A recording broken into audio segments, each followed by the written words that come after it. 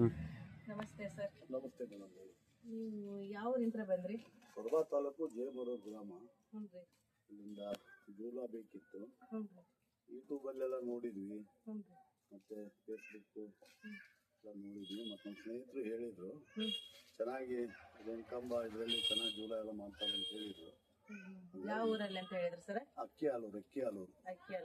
Bus stand ಹಿಂಭಾಗ ಹ್ಞೂ ರೀ. ಅಕ್ಕಿ ಹಾಲೂರು ಅಂತ ಹೇಳಿದ್ರು. ಹ್ಞೂ ರೀ. ಎಲ್ಲ ನಿಮ್ಮಲ್ಲಿ ಬಂದು ಈ ಜೂಲ ಪರ್ಚೇಸ್ ಮಾಡಿದ್ವಿ. ಹೌದಾ ಸರ್? ತುಂಬ ಚೆನ್ನಾಗಾಗಿದೆ.